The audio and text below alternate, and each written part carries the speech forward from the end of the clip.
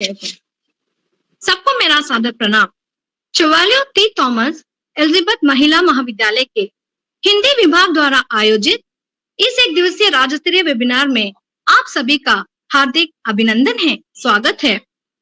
सर्वप्रथम मैं ईश्वर को धन्यवाद देती हूँ जिन्होंने इस कार्यक्रम को करने का सौभाग्य दिया तथा मैं हमारे महाविद्यालय के प्राचार्य कार्यभार principal incharge doctor Shrimati Meenakshi ji को तहे दिल से धन्यवाद ज्ञापित करती हूँ जिन्होंने इस कार्यक्रम को आयोजित करने में अपनी सहमति प्रदान की। ये मेरे लिए सौभाग्य की बात है कि आज हमारे समक्ष मुख्य वक्ता के रूप में प्रोफेसर SVSS नारायण राजू जी उपस्थित हैं। मैं आपका हृदय से इस वेबिनार में हार्दिक अभिनंदन करती हूँ सर, आपका स्वागत है। इस कार्यक्रम के सभी श्रोतागणों का मैं इस वेबिनार में हार्दिक स्वागत करती हूँ। इससे पहले मैं मुख्य अतिथि का संक्षिप्त परिचय प्रस्तुत करना चाहती हूँ। आपने बीकॉम, MA, PhD तथा PG डिप्लोमा की उपाधियां आंध्र विश्वविद्यालय से उत्तीर्ण की। आपको कुल 27 वर्षों का अध्ययन तथा 22 वर्षों का शोध पर्यवेक्षण का अनुभव है। आपने कुल 51 प्रपत्रों को राष्ट्रीय तथा अंतर्राष्ट्रीय स्तरों में प्रस्तुत किया है। आपके कई पुस्तकें तथा पत्र पत्रिकाओं का भी संपादन तथा प्रकाशन हो चुका है। आपने कई कविताओं की रचना हिंदी तथा तेलुगु भाषाओं में किया है। आपने लगभग 25 रेडियो टॉक्स, आकाशवाणी वार्तालाप के कार्यक्रमों में भी सक्रिय रूप से भाग लिया है। आप कई विश्वविद्यालयों तथा महाविद्यालयों के बोर्ड ऑफ स्टडीज के सदस्य भी हैं। आपको तेलुगु भाषी हिंदी युवा लेखक, साहित्य श्री, हिंदी सेवा सम्मान, हिंदी साहित्य सम्मेलन इत्यादि उपाधियों से विभूषित किया गया है। मैं आज के मुख्य वक्ता का एक बार फिर से अभिनंदन करते हुए अनुरोध करती हूँ कि वे अपना वक्तव्य प्रस्तुत करें। आपका स्वागत है sir. Over to doctor Narayan Raju sir. सबसे पहले सबको नमस्कार।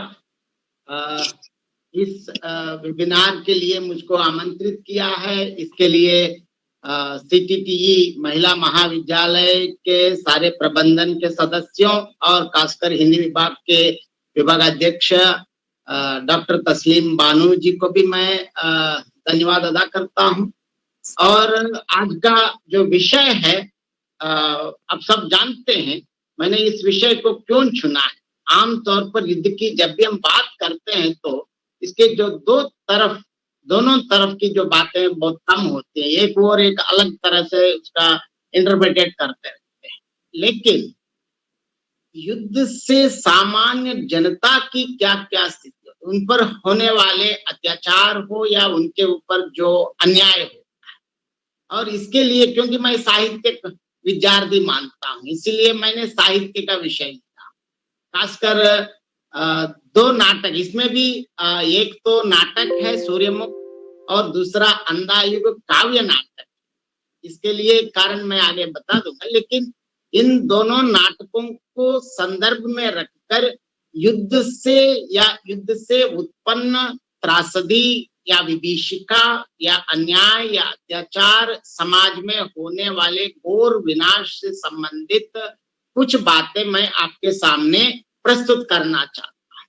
इसके लिए यह जो अभी मैं आगे विषय के साथ जाऊंगा, आज हम चर्चा करने जा रहे हैं आधुनिक हिंदी नाटकों में चित्रित युद्धजन्य त्रासदी, सूर्यमुख और अंधायुग के विशेष संदर्भ में लेकर मैं कहना चाहता हूँ। सबसे पहले जब भी हम युद्ध की बात करते हैं, अगर हम आदिकाल से भी देखते हैं तो एक और युद्ध ऐसी बात बताते हैं कि युद्ध में लड़ना, युद्ध में वीर स्वर्ग प्राप्ति करना, ये सब राष्ट्र के लिए, राष्ट्र उन्नति के लिए क्या क्या बहुत बड़ी बड़ी ऐसे उपाधियां देते हैं।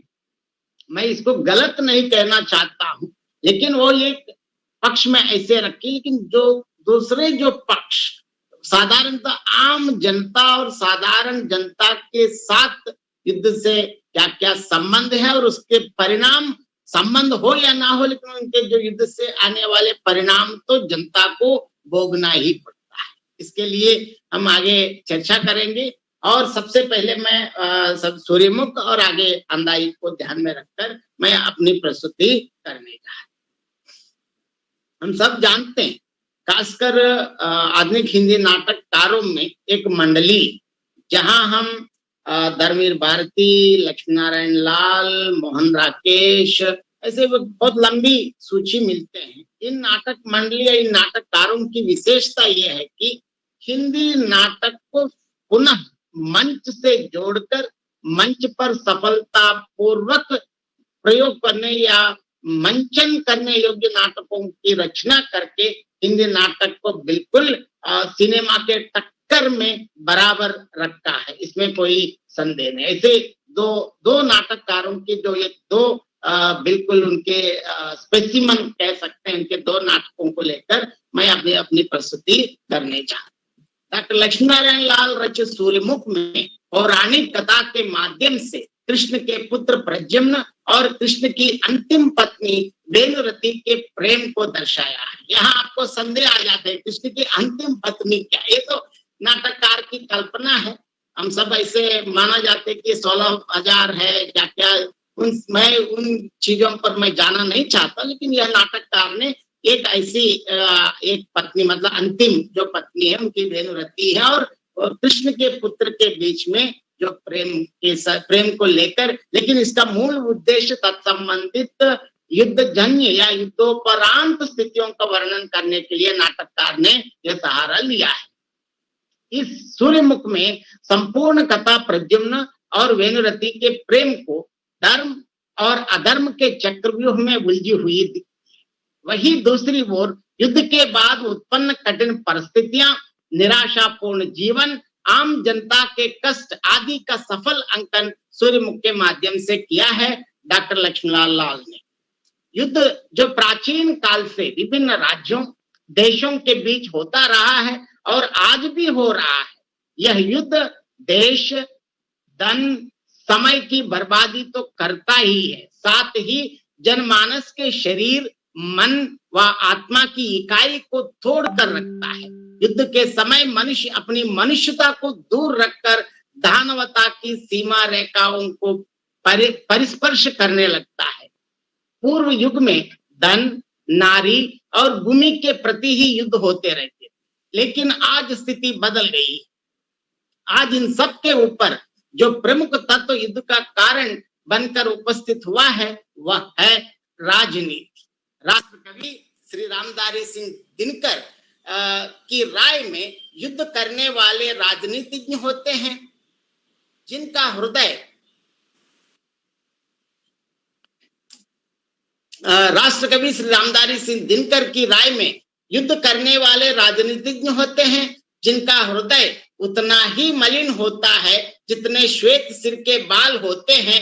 वे देश के किशोरों का वध करवाकर आश्वस्त होते हैं। वे सोचते हैं कि नवयुवकों का रक्त बहा, कोई बात नहीं, देश की लज्जा तो बच गई।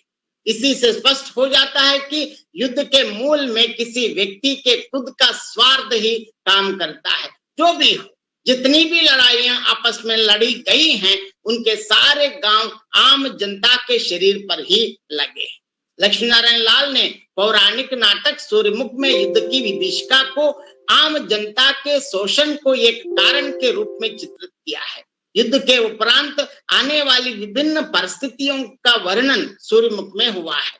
महाभारत युद्ध, जिसमें स्वयं कृष्ण ने तथा उनकी संपूर्ण सेना ने जो भाग लिया था, उस युद्ध के उपरांत द्वारिका में जो स्थिति उत्पन्न हुई उसका वर्णन सूर्यमुख में है, जिनमें प्रमुख स्थितियां अलग अलग विशेषकों के अनुरूप हम चर्चा करेंगे।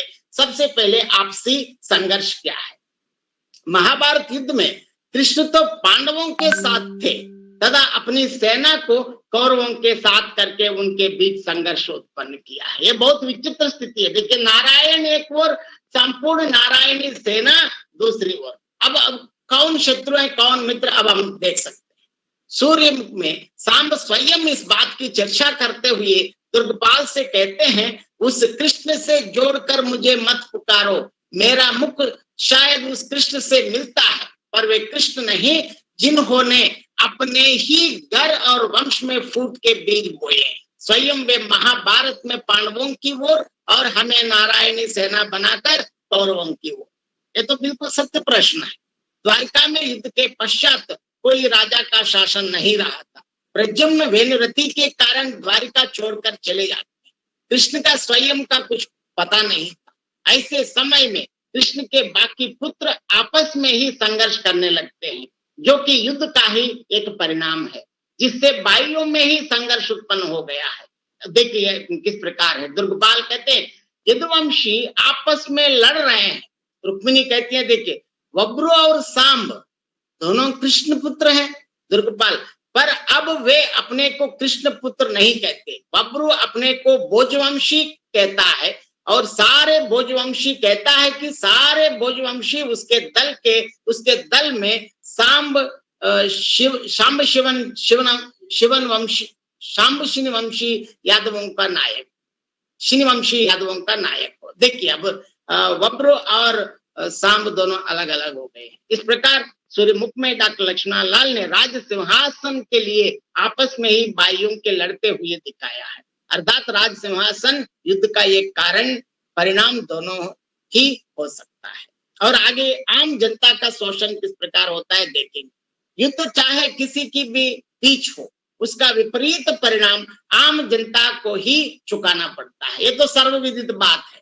डॉक्टर लक्ष्मण द्वारा रचित सूर्यमुख में भी देखिए महाभारत युद्ध के बाद द्वारका की आम जनता शोषित हो रही है। राजा महाराजा तो महलों में रहते हैं, परंतु आम जनता के पास रहने को घर तो क्या खाने की रोटी भी नहीं मिल पा रही, और महलों में रहने वालों को तो कब्र ही नहीं रहती। विलोमन कहते हैं देखिए सब राजमहल के चोंचले हैं, प्रजा तो कीड़े मकोड़े हैं, चाहे मरे चाहे जले काको है हमारी चिंता, राजा नाचे नंगा प्रजा ताली दे बेशरम निर्लज्ज पातकी। युद्ध में आम जनता ही भाग लेती है, जिसमें कितनों की जाने जाती हैं, घर परिवार उनका सब नष्ट हो जाता है। जब घर का मुखिया ही नहीं रहता तो बाकी परिवार किसके सहारे जी पाता है।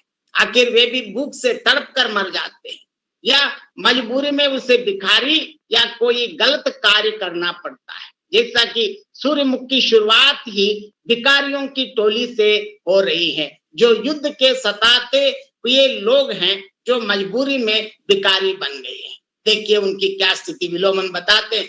कारे आहु की बाय तैने मोहे नाथ पहचानो, मो द्वारिका को सोनार जे हैं हारिक मछुआरा, और जे हैं दैवक किसान, जे हैं विद्रस्त शिल्पी, जे हैं अगुचाकर, और जे हैं पतोला गायक। देवक जे के विलोमन जे हैं आहु की किसान स्त्री, जाके सब परिवार को यदुवंशियों ने हत्या कर डाला। यहाँ एक बात मैं आपको स्पष्ट करना चाहता हूँ। ऊपर जो मैंने पढ़ा था वो बिल्कुल वहां की लोकल बोली है, क्योंकि जब लक्ष्मीनारायण लाल ने सूर्यमुख की जो रचना की, सबसे पहले बिल्कुल खड़बोली हिंदी में लिखा। जब मंचन किया तो लगा कि जो वहां भिखारियों का जो है मन, ऐसी भिखारियां बिल्कुल स्पष्ट खड़ी बोली हिंदी में बात करने से और बिल्कुल प्रदर्शन बिल्कुल चौपट हो गए, क्योंकि उसका वास्तविक फ्लेवर नहीं मिला है। तब दोबारा उन्होंने भिखारियों के अनुसार भिखारियों की बोली में ये सारे संवाद लिखा है। इस प्रकार मुख में युद्ध के पश्चात आम नागरिक पर किस प्रकार से शोषण होता है उसका सजीव वर्णन लक्ष्मीनारायण लाल ने ही किया है। और इसके साथ साथ सबसे ज्यादा मान हानि, किसी भी युद्ध में लोगों की जानें तो चली जाती है, साथ ही लाखों करोड़ों रुपयों की बर्बादी होती है। घर बर्बाद हो जाते हैं, लोगों के खाने पीने तक के लिए धन नहीं बचता। ऐसे में जनता या तो भीख मांगना शुरू करती है या स्वयं चोर डाकू बन जाती और शोषण करने लगती है। सूर्यमुख नाटक में व्यासपुत्र जब प्रद्युम्न से मिलने के लिए नागकुंड की पहाड़ी पर जाता है तो द्वारिका की स्थिति के बारे में वर्णन करता है। देखिए बहुत ऐसे वर्णन करते हैं, बहुत हृदय विदारक रहता है। व्यासपुत्र कहते हैं दक्षिण दिशा में समुद्र बढ़ता चला आ रहा है, पर उसे रोकने का कोई प्रयत्न नहीं। नगर में रोगियों, गुंडों और भिखारियों की संख्या इतनी बढ़ गई है कि राह चलना कठिन है। वस्तुओं के दाम इतने बढ़ गए हैं कि मनुष्य अपने को भी बेचकर भी उन्हें नहीं खरीदा पाता। राजा उग्रसेन मृत्युशैया पर पड़े हैं, बब्र और साम सिंहासन के लिए लड़ रहे हैं। सारी नारायण सेना अलग अलग वंशों, दलों, शिविरों में बंटकर हिंसा, लूट और व्यभिचारों में डूब गए हैं। निश्चय ही यह महाकाल का कोप है। लोगों का विश्वास है कि इसके मूल में तुम्हारा वही पाप कर्म है। इस प्रकार लक्ष्मी नारायण लाल ने सूर्यमुख में बताया है कि युद्ध के पश्चात द्वारका में आम नागरिक कैसे मुसीबतों का सामना कर रहा है, जबकि इस जनता का युद्ध से कोई वास्ता या लेना देना है ही नहीं, परंतु फिर भी इससे सबको भुगतना ही पड़ता है। यह भी युद्ध के उपरांत होने वाली एक प्रमुख समस्या है जो युद्ध के कारण उत्पन्न होती है। और इसके साथ साथ प्रकृति का भी कोप क्या होता है, देखिए अभी हम झेल रहे हैं फिलहाल। किसी भी युद्ध के उपरांत जहां साधारण आम जनता का परेशानी का सामना तो करना पड़ता ही है, अक्सर ऐसे में प्रकृति भी अपना कोप जरूर दिखा।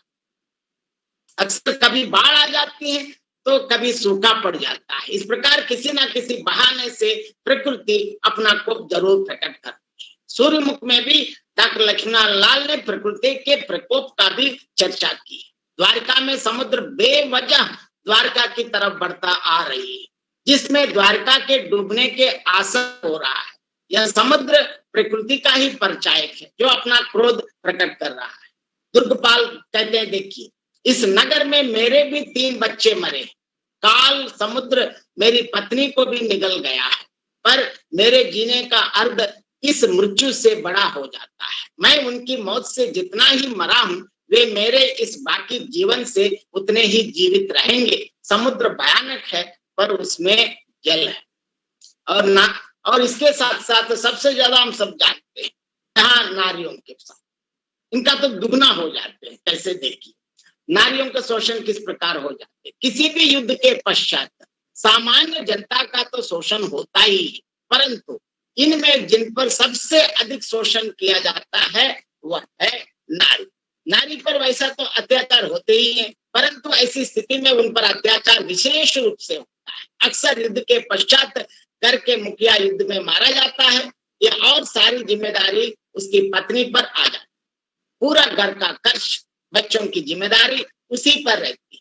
उस पर लोगों का अत्याचार, नगर की बुरी हालत, बाजारों में बढ़ते भाव आदि द्वारा उस पर शोषण होता है। उसका घर से निकलना मुश्किल हो जाता है, उसको दूसरों पर निर्भर रहना पड़ता है, जिसके कारण वह उन लोगों के द्वारा शोषित होती है। आम नारी ही नहीं अपितु महलों में रहने वाली नारियों का भी शोषण ऐसी स्थिति में होता है। सूर्यमुख में कृष्ण की सभी विधवाओं के साथ शोषण होता है। सूर्यमुख में डॉक्टर लक्ष्मीनारायण लाल ने इस प्रकार नारी के शोषण के बारे में चर्चा भी की है कि जो हमेशा युद्ध के उपरांत होती है। सूर्यमुख हिंदी के उन आम पौराणिक ऐतिहासिक नाटकों से पृथक है जिसमें पुराण या इतिहास का नाटकीय अनुवाद प्रस्तुत किया जाता है। वे हमें उस काल में जाने का एहसास देते हैं, जबकि सूर्यमुख स्वतंत्र भारत की विभीषिकाओं से हमारा साक्षात्कार कराता है। यहाँ अतीत के माध्यम है वर्तमान को प्रतिबिंब करने के लिए अतीत को वर्तमान के सम्मुख लाया गया एक दर्पण मात्र है।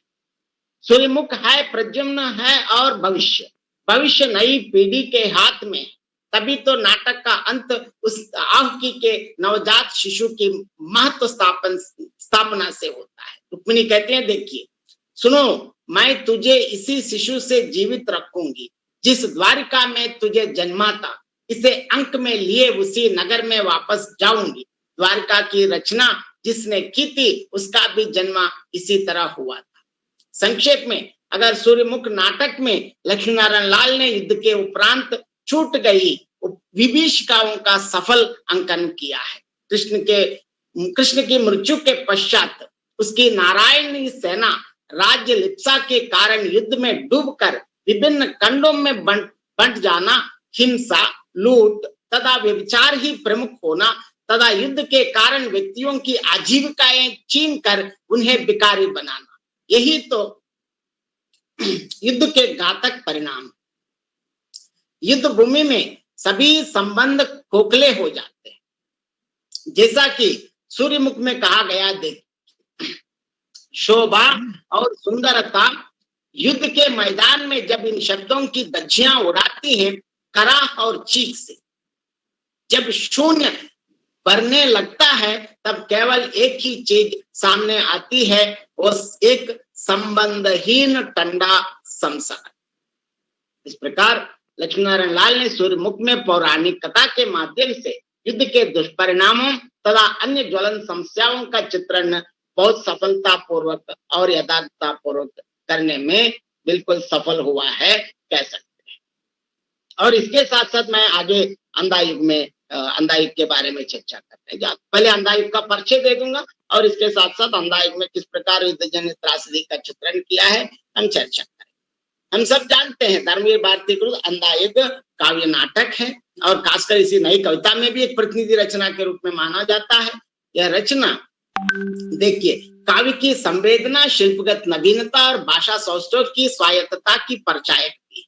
कवि ने महाभारत के युद्ध का आश्रय लेकर महाभारत कालीन आत्मपीड़न, अविश्वास, अनास्था, विघटन, गिरते मानवीय मूल्यों और नैतिक मानदंडों की पृष्ठभूमि में युगीन निराशा, अनास्था, विसंगति, प्रतिहिंसा का चित्रण किया है।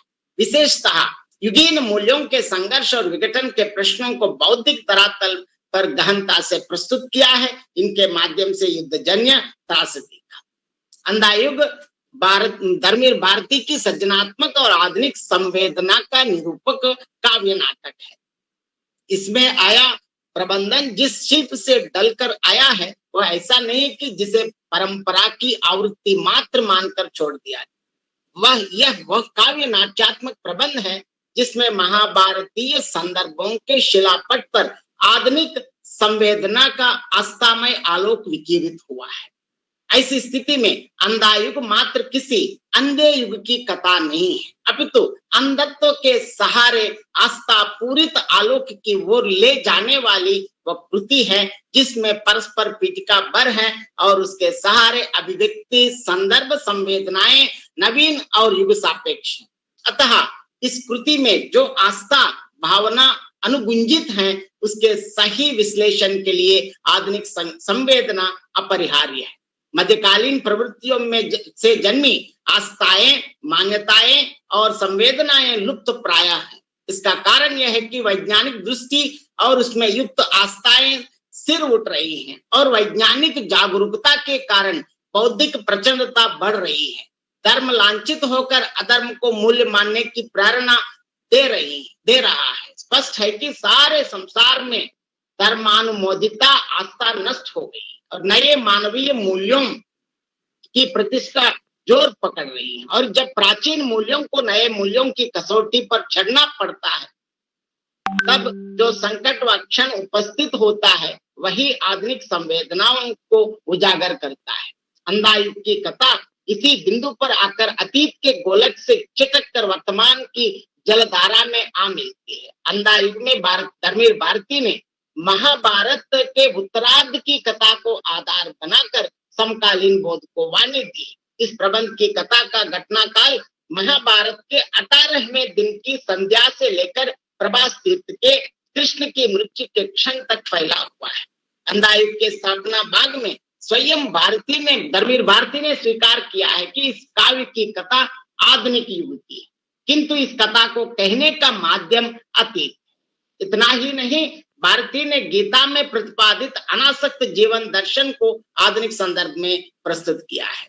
धर्मवीर भारती ने अंधायुग में महाभारत के 18 दिन के बाद की युद्धोत्तर घटनाओं का सहारा लेकर जो कथा वृत्त प्रस्तुत किया है वह आधुनिक जीवन के पर्याप्त निकट है। न केवल कथानक अपितु उससे निकलने वाले संकेत तथा पात्र एवं उनका आचरण आधुनिक परिवेश के निकट है, बल्कि वातावरण की परिस्थिति में भी पर्याप्त आधुनिकता है।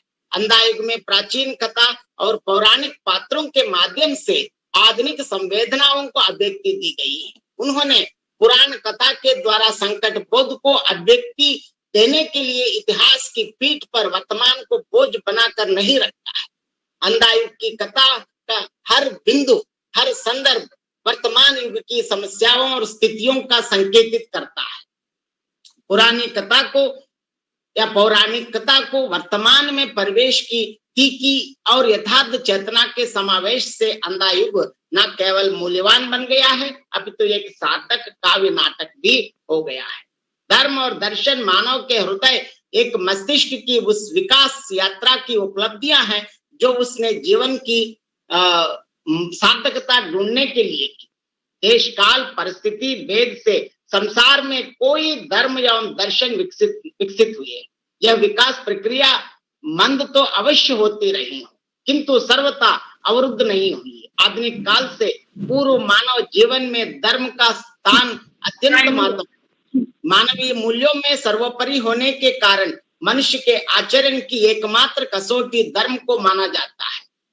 धर्म में ईश्वर को सर्वोच्च शक्ति मानकर मनुष्य के जीवन की सफलता इसी में मानी गई है कि वह ईश्वर का भक्त अथवा कृपा पात्र बने। मनुष्य अशक्त और असमर्थ है, ईश्वर सर्वशक्तिमान, इसलिए मनुष्य को चाहिए कि वो प्रभु की ही शरण में जाए। इस प्रकार विचारों का पूर्ण प्रभाव हमें मध्यकाल की समाप्ति पर्यंत देखने को मिलता है।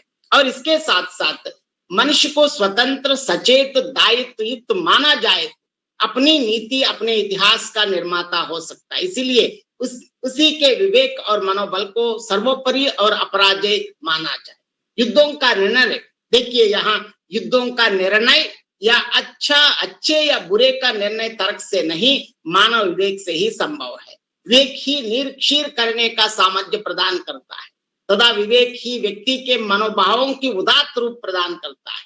और खासकर नए नाटककार धर्मवीर भारती ने भी इसमें मानव विवेक को भी एक मूल्य के रूप में स्वीकार किया है और वे युद्धोत्तर कालीन जीवन की विसंगतियों का चित्रण करते हुए मानव विशिष्टता की रक्षा एवं मानव भविष्य की सुरक्षा के लिए मानव विवेक और मनोबल का भी महत्वपूर्ण माना है। डॉक्टर धर्मवीर भारती मर्यादा, धर्म और नीति आदि को विवेक से जुड़कर ही सार्थक और सफल मानते हैं।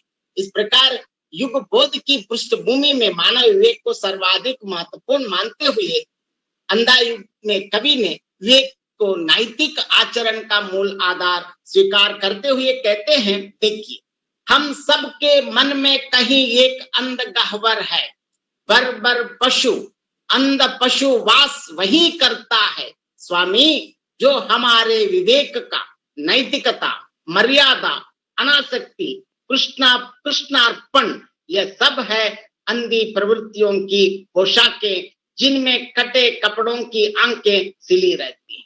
अंधायुग में युद्धोत्तरकालीन जीवन और बदलती हुई सामाजिक परिस्थितियों के अनुरूप मानवीय मूल्य चेतना के विकास की गाथा वर्णित।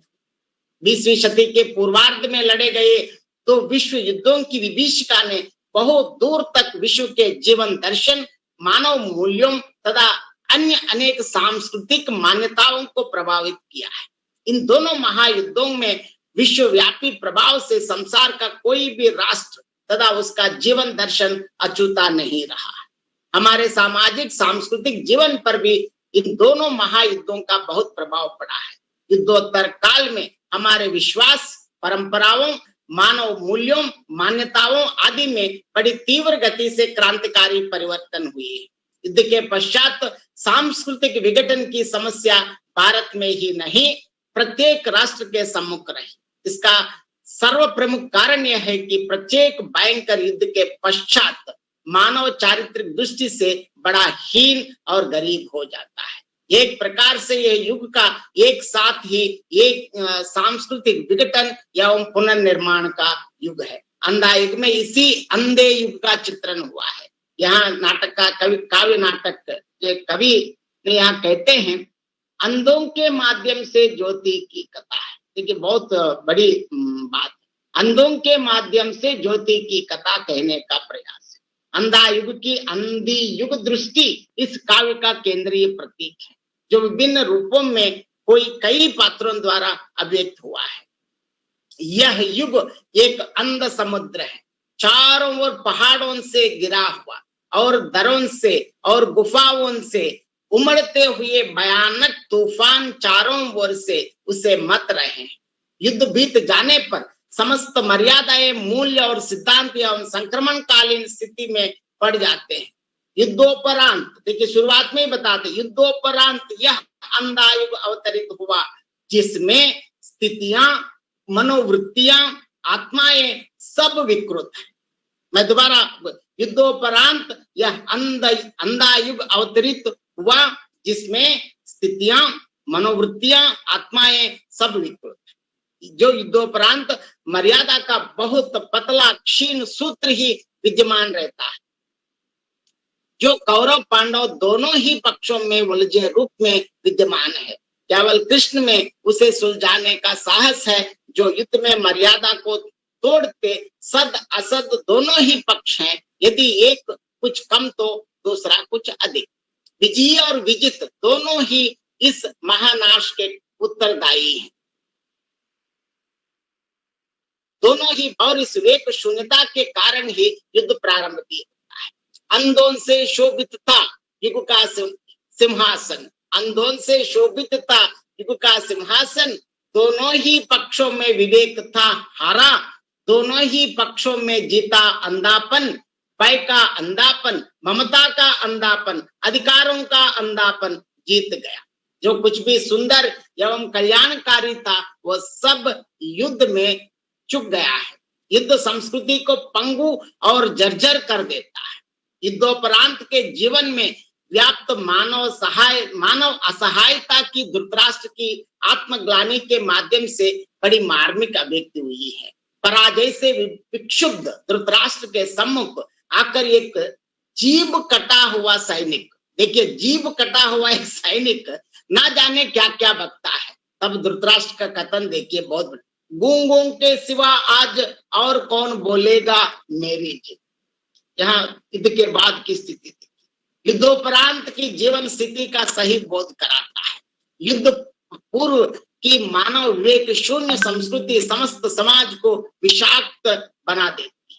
यदि यह युद्ध पूर्व संस्कृति इतनी विषाक्त और समय बाह्य और कट ऑफ डेटेड नहीं होती तो इसको समाप्त करने की भी आवश्यकता ना होती और ना ही वो समाप्त हो पाती। इसका समाप्ति के लिए युद्ध छिड़ जाते हैं। देखिए यहाँ युद्ध के बाद क्या बता, रक्षणीय कुछ भी नहीं था, यहाँ संस्कृति थी। यह एक बूढ़े और अंधे की, जिसकी संतानों ने महायुद्ध घोषित किए, जिसके अंधेपन में मर्यादा गलित अंग वेश्यासी प्रजाजनों को भी रोगी बनाती थी। क्या यह युद्ध विजयी के लिए लाभप्रद या शोभन है? इस प्रश्न का समाधान भी कवि ने इस कृति में प्रस्तुत किया है। उसने विजय को आत्मदंश के समान माना है, इसलिए वो 5वें अंक का नाम ही रखा है कि विजय एक क्रमिक आत्महत्या है। विजय को परिभाषित करता हुआ युधिष्ठिर के शब्दों में हम सुनेंगे। और विजय क्या है? एक लंबी और धीमा और तिल तिल कर फलीभूत होने वाला आत्माघात। इसलिए युधिष्ठिर जीत कर भी मन से हारा हुआ है। एक ओर उसके सामने युद्ध ध्वंस संस्कृति के नवनिर्माण का प्रश्न है, तो दूसरी ओर नवनिर्माण के लिए योग्य जन, धन और मनोयोग संकल्प जैसे साधनों का अभाव। वह अपनी स्थिति से दुर्योधन की स्थिति को अच्छा मानता है, जो इस आत्मघात की स्थिति को देखने से पहले ही स्वर्ग चला गया। विजय और विजित के अतिरिक्त युद्ध का एक पक्ष है, वह है सामान्य प्रजा। सामान्य जन को युद्ध से कुछ भी प्राप्त नहीं होता है। युद्धोपरांत उन्हें तो और भी अधिक निर्बल शासन व्यवस्था मिलती है। यहाँ दो प्रहारियों की जो वार्तालाप से कवि हमारे सामने युद्ध के बाद उत्पन्न स्थिति का बहुत बढ़िया वर्णन प्रस्तुत करे। दो प्रहारी आपस में वहां सिक्योरिटी गार्ड दोनों बात करते हैं। देखिए, प्रहरी एक, हम जैसे पहले थे, दूसरा वैसे ही अब भी हैं। प्रहरी 1, शासक बदले। प्रहरी 2, स्थितियां बिल्कुल वैसी है। पहले प्रहरी 1 फिर बता रहे, इससे तो पहले के ही शासक अच्छे। प्रहरी 1, अंधे थे। और दूसरा देखिए, लेकिन वे शासन तो करते थे, सामान्य जन को ज्ञान और मर्यादा के थोथे नारों से कुछ लेना देना नहीं। वे उनके ओढ़ने या बिछाने की चीजें नहीं।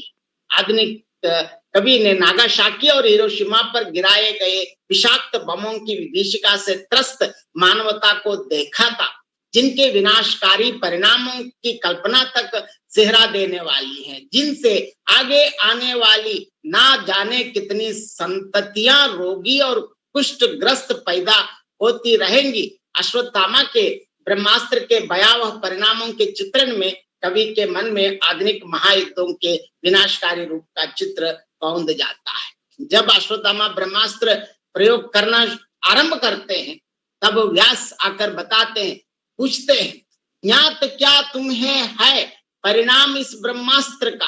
देखिए व्यास का प्रश्न देखिए, ज्ञात क्या है, ज्ञात क्या तुम्हें है परिणाम इस ब्रह्मास्त्र का। यदि यह लक्ष्य सिद्धि हुआ हो नर पशु, तो आगे आने वाली सदियों तक पृथ्वी पर रसमय वनस्पति नहीं होगी। शिशु होंगे पैदा विकलांग और कुंठाग्रस्त। सारी मनुष्य जाति बौनी हो जाएगी। जो कुछ भी ज्ञान संचित किया है मनुष्य ने सतयुग में, त्रेता में, द्वापर में, सदा सदा के लिए होगा विलीन। वह गेहूं की बालों में सर्फ फुफकारेंगे, नदियों में बह बहकर आएगी पिघली आग। तो युद्ध के बाद आने वाले आजकल जब बड़े बड़े जो अस्त्र वेपन्स जो भी हम प्रयोग करते हैं, इसके बाद आने वाली स्थिति का बहुत बढ़िया वर्णन किया है यहाँ डॉक्टर दर्जेवाल ने। युद्ध में मानव मूल्यों का हनन होना अनिवार्य है। प्रतिहिंसा और घृणा की भावनाएं इस हनन के लिए उत्तरदायी होती है। अश्वत्थामा के चरित्र में प्रतिहिंसा और घृणा को बड़ी मनोवैज्ञानिकता के साथ उभरा गया है। इसलिए अंधायुग में कृष्ण के अनासक्त प्रेम की प्रतिद्वंद में अश्वत्थामा अनासक्त विक्षोभ का प्रणेता बनकर सामने आया है। युधिष्ठिर के अर्ध सत्य ने अश्वत्थामा के कोमलतम अंश की हत्या कर डाली। युधिष्ठिर से अश्वत्थामा अतः नरो व कुंजरो व कहकर मानव और पशु के बीच की विभाजक रेखा को मानो मिटा दिया है। इसीलिए अश्वत्थामा कहते हैं, देखिए मानव को पशु से उन्होंने पृथक नहीं किया। उस दिन से मैं हूं पशु मात्र, अंध बर्बर पशु। योद्धा से बर्बर पशु बन जाने के बाद उसके अस्तित्व का अंतिम अर्थ देखिए अब अश्वत्थामा के शब्द में वध, केवल वध बन गया है। वो कहता है वध मेरे लिए नहीं रही नीति, वध मेरे लिए नहीं रही नीति, वह है अब मेरे मनोग्रंथि। दुर्योधन द्वारा पराजय स्वीकार कर लेने पर पिता की निर्मम हत्या का प्रतिशोध ले सकने की असमर्थता का अनुभव अश्वत्थामा को हुआ। अश्वत्थामा ने उत्तरा के गर्भ तक को नष्ट करना चाहा, किंतु कृष्ण ने गर्भ की रक्षा कर ली। कृष्ण ने उसे भ्रूण हत्या का शाप देकर उससे मणि छीनी। कृष्ण के शाप के कारण ही मणि छीन लिए जाने के बाद अश्वत्थामा के मस्तक पर जो जख्म हुआ वह सदा ताजा बना रहा। शाप के कारण ही उसका अंग अंग गलित कुष्ठ के कारण दुर्गंध से भर गया। उसका रोम रोम अगणित रौरव नरक की यातना से पीड़ित हो गया। अंत में कृष्ण के घायल चरणों में से घाव के फूटकर बह निकलने पर जब अश्वत्थामा ने अपनी निजी पीड़ा को शांत होते हुए अनुभव किया, तो इसकी सारी घृणा आस्था में परिवर्तित हो। जो अंधा युग अंधी प्रतिहिंसा बनकर अश्वत्थामा की नस नस में बैठ गया था, उसके कारण उसके पश्चाताप दग्ध मन को विगलित कर गया है। उसने अनुभव किया कि घृणा का तर्क अमानुष्य है। मनुष्यता की विस्तृति का यह अविस्मरणीय पात्र अंत में अनुभव करता है। जिसको तुम कहते हो प्रभु वह था मेरा शत्रु, पर उसने मेरी पीड़ा भी धारण कर ली। जख्म है बदन पर मेरे, लेकिन पीड़ा सब शांत हो गई बिल्कुल। इस प्रकार अश्वत्थामा के चरित्र के माध्यम से तभी डॉक्टर धर्मवीर भारती ये स्पष्ट करना चाहते हैं कि मानव विवेक ही निरीक्षण करने का सामर्थ्य प्रदान करता है तथा मानव विवेक ही मानव के मनोभावों को उदात्त रूप प्रदान करता है। इस प्रकार डॉक्टर धर्मवीर भारती ने अंधा युग में युद्धोत्तर कालीन जीवन की विसंगतियों का चित्रण करते हुए मानव विशिष्टता की रक्षा एवं मानव भविष्य की सुरक्षा के लिए भी मानव विवेक पूर्ण प्रमाणित करते हैं। इस प्रकार आधुनिक हिंदी नाटककारों ने युद्धजन्य त्रासदी और युद्धोपरांत आने वाली जो भयानक परिस्थितियां और खासकर सामान्य जनता पर इसका जो प्रभाव किस प्रकार पड़ता है, सामान्य जनता ही नहीं बड़े बड़े योद्धाओं, इसमें सूर्यमुख में और एक बड़ी विशेष की बात है, जब श्री कृष्ण की सारी विधवाओं को अर्जुन हस्तिनापुर ले जाते वक्त वहां डाकू लोग आ जाते हैं।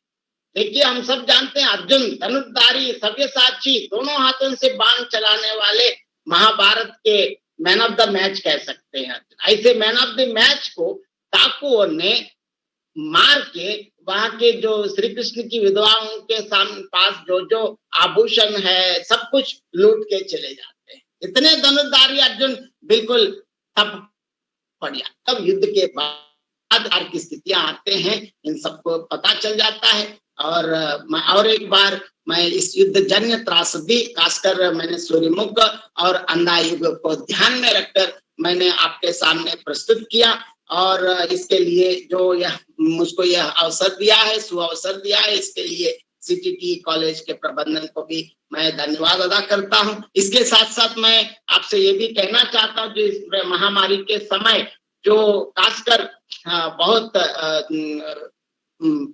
फेस टू फेस टीचिंग वगैरह कम हो गए हैं, इसलिए अब मैंने इसकी इस रिक्तता को पूर्ति करने के लिए मैं लगातार डॉक्टर नारायण राजू blogspot.com और professor SVSS Narayan Raju YouTube channel में लगातार हिंदी से संबंधित खासकर विद्यार्थी और शोधार्थियों को ध्यान में रखकर मैं लगातार विभिन्न चीजों को दे रहा हूं। आपको अगर किसी को भी जरूरत है तो डॉक्टर नारायण राजू blogspot.com में या professor SVN Raju YouTube channel में आप देख सकते हैं। इस पूर्णतः मुफ्त है, आप जो भी चाहें देख सकते हैं, सुन सकते हैं और डाउनलोड कर सकते हैं। आप इसको पुनः उपयोग करना है तो उपयोग भी कर सकते हैं, इसके लिए मेरे कोई आपत्ति नहीं। ये दोनों पूर्णतः मुफ्त है, कोई पैसे देने की कोई जरूरत नहीं है। बस आप सब्सक्राइब करें तो काफी है, आपको लेटेस्ट नोटिफिकेशन भी आ जाते हैं। आप इसका सदुपयोग कर सकते हैं। अगर आप दूसरों को भी चाहे तो सजेस्ट कर सकते हैं। देखिए और कोई सजेशन भी है तो इसकी आगे उन्नति के लिए और इसको कुछ विकास के लिए कोई सजेशन भी चाहे तो दे सकते हैं। ये मेरे और एक विनती है। और खासकर डॉक्टर तस्लीम बानू, आपको भी मैं धन्यवाद अदा करता हूं। अभी लगभग जो प्रश्नोत्तर, अगर कोई संदेह या गए तो अब आप प्रश्नोत्तर आगे चला सकते हैं। बहुत बहुत धन्यवाद सर।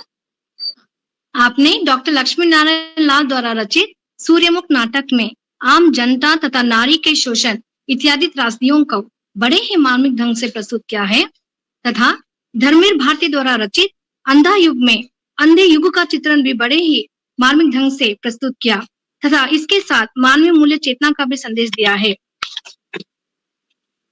हम सभी आपके अनमोल विचारों से लाभान्वित हुए। अब मैं सभी श्रोताओं से अनुरोध करती हूँ, यदि उन्हें कोई प्रश्न पूछना है तो वो पूछ सकते हैं।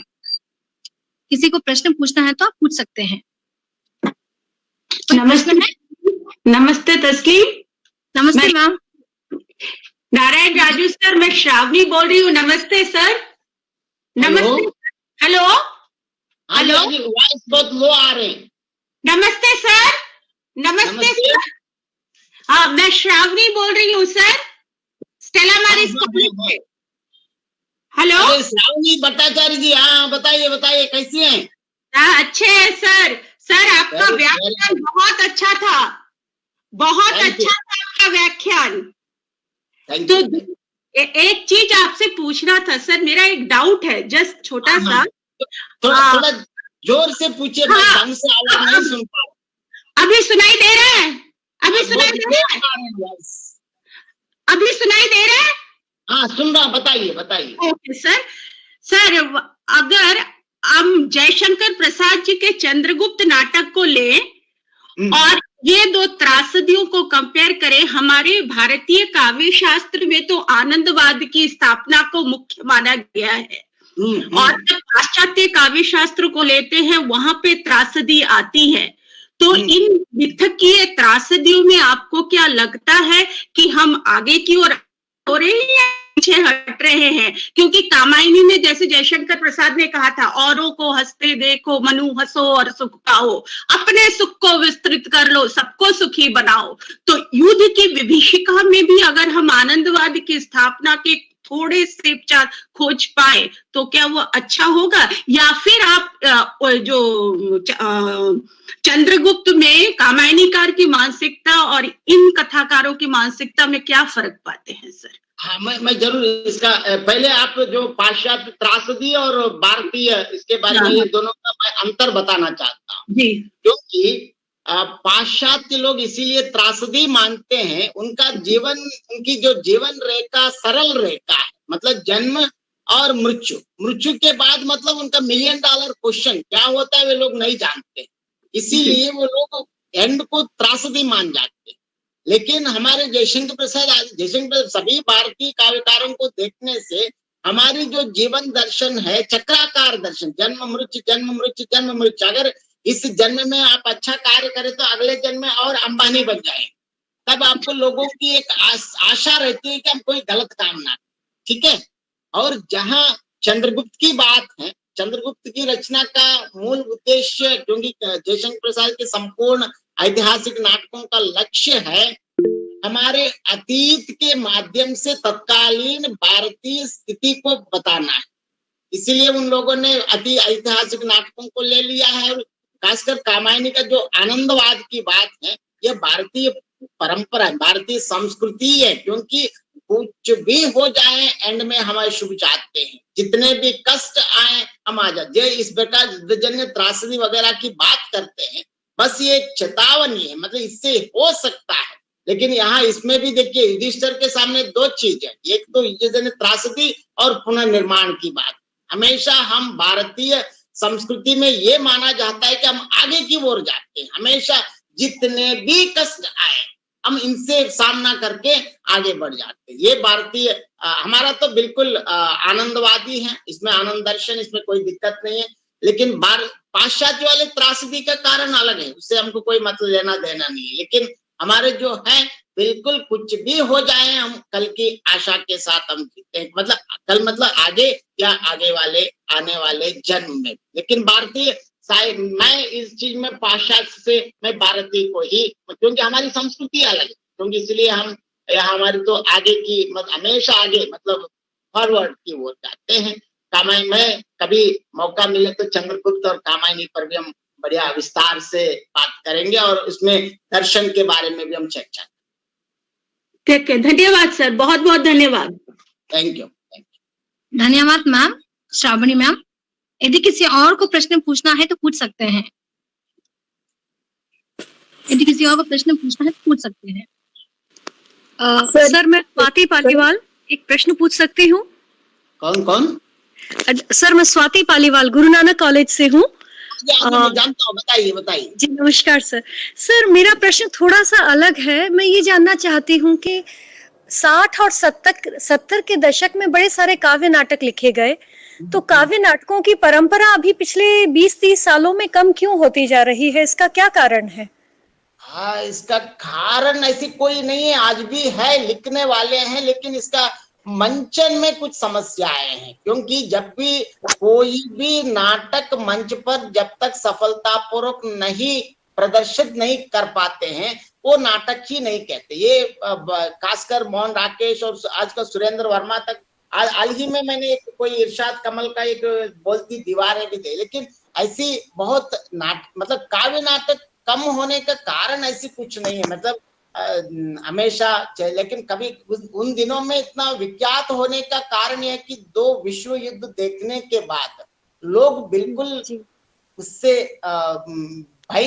बिल्कुल भयकंपित हो गए हैं। जब जो भी आए उसका स्वागत किया है, ऐसी आजकल हम सब जानते हैं विधा अलग अलग, एक एक विधा, कभी मैं ऐसा नहीं मानता कि कोई विधा पीछे पर आगे पीछे तो चलते रहते हैं, लेकिन आजकल कम हुआ है, ये भी मैं मानता हूँ। इसका कोई कारण ऐसे हम ढूंढना तो मुश्किल है, लेकिन ये समय की मांग है। जो कोई भी विधा आगे पीछे या महान मैं नहीं मानता हूँ, लेकिन समय की जैसे मांग के साथ साथ आगे चलते रहे। जी जी सर, धन्यवाद सर, थैंक यू सर।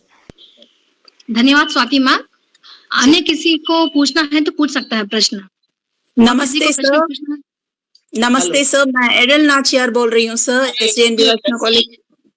हाँ सर, पहले मैं धन्यवाद अदा करती हूँ, बहुत ही सुंदर व्याख्यान रहा आपका, बहुत कुछ आज सीखने को मिला।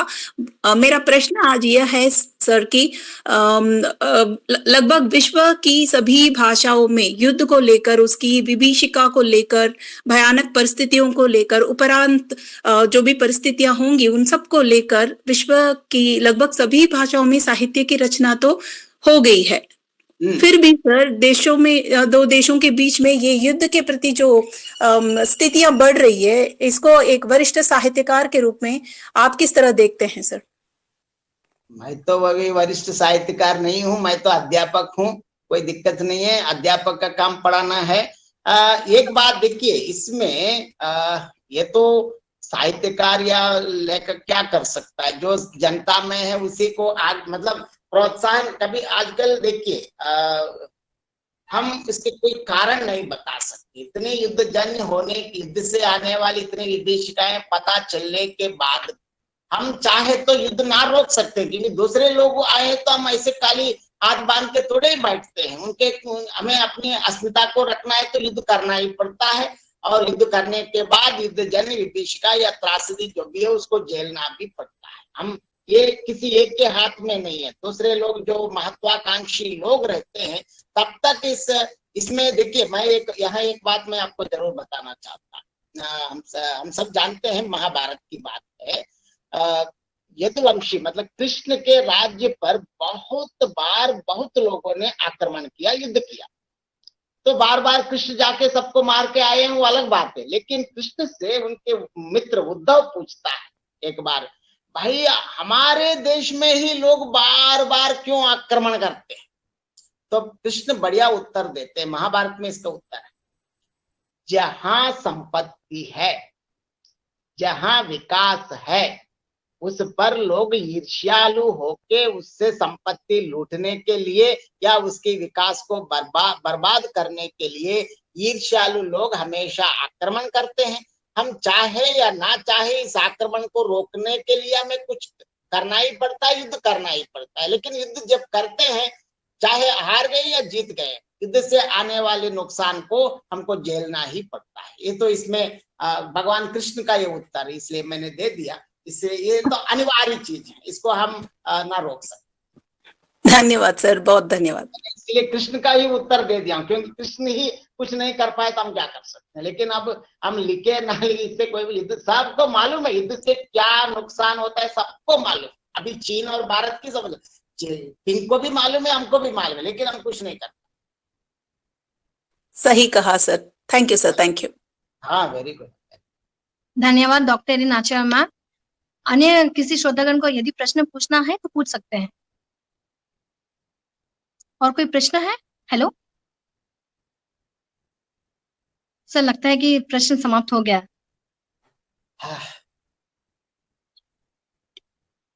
अभी प्रश्नोत्तरी का सत्र यहीं समाप्त होता है। मैं तहे दिल से मुख्य वक्ता को धन्यवाद ज्ञापित करती हूँ। मैं हमारे महाविद्यालय के principal incharge doctor Shrimati Meenakshi ji की भी आभारी हूँ, तथा मैं आप सभी श्रोतागणों का भी हृदय से आभार व्यक्त करती हूँ, जिन्होंने अपने प्रश्नों से इस वेबिनार को अति उत्तेजित किया तथा इस कार्यक्रम में संपूर्ण सहयोग दिया तथा अंत समय तक अपना धैर्य बनाए रखा। अंत में मैं हमारे महाविद्यालय के कंप्यूटर साइंस विभाग की विभागाध्यक्ष श्रीमती कैथरीन जी तथा सुश्री हेमावती प्रोग्रामर तथा पूर्णिमा जी को भी तहे दिल से धन्यवाद ज्ञापित करती हूँ, जिन्होंने पूरे कार्यक्रम में हमें पथ प्रदर्शित करती रही। I hereby also extend my heartfelt gratitude to Mrs. Catherine, HOD of Computer Science Department, and Hemavati Programmer and Purnima Programmer who has continuously navigated me for the proper usage of computer technology throughout the program. आशा करती हूँ कि आपको इस webinar से असीमित ज्ञान प्राप्त हुआ होगा। इसी उम्मीद से मैं अपने कार्यक्रम को यहीं समाप्त करती हूँ तथा आप अपना फीडबैक फॉर्म भी भर सकते हैं, लिंक दे दिया गया है। आप सभी को धन्यवाद। नमस्कार। Raju sir, hello Raju sir, hello hello hello Raju sir, हाँ Krishna sir good morning sir, this is morning. Very relevant topic for the society now sir. मैं आपसे एक वॉइस क्यों आ रहा है? सर वॉइस ढंग से सुन पड़ रहा नहीं है सुन पा रहा। सर सुन पड़ रहा है sir. Hello hello Raju ji, हाँ जी बताइए। सुन पड़ रहा है सर। हाँ हाँ मैं आपसे एक छोटा प्रश्न पूछना चाहता हूँ कि युद्ध अनिवार्य है या नहीं सर? सॉरी, युद्ध अनिवार्य है या नहीं सर? युद्ध देखिए, इसमें मैंने अभी अभी कृष्ण का भी बता दिया। जहां हम विकासशील होते हैं, जहां संपत्ति होने से ईर्ष्यालु लोग जरूर आक्रमण करते हैं। अगर आक्रमण को रोकना है तो हमें युद्ध करना ही पड़ता है। इसके लिए हम कुछ नहीं कर पाएंगे, तो अनिवार्य है। अगर जीना है तो लड़ना है। सर और इसमें कोई excellent sir, thank you very much sir. Okay okay Krishna ji, okay हाँ ओके सर। ठीक है, अब हम वेबिनार यहीं पे समाप्त करते हैं। आप सभी का धन्यवाद। नमस्कार। ओके जी, धन्यवाद, बहुत बहुत धन्यवाद।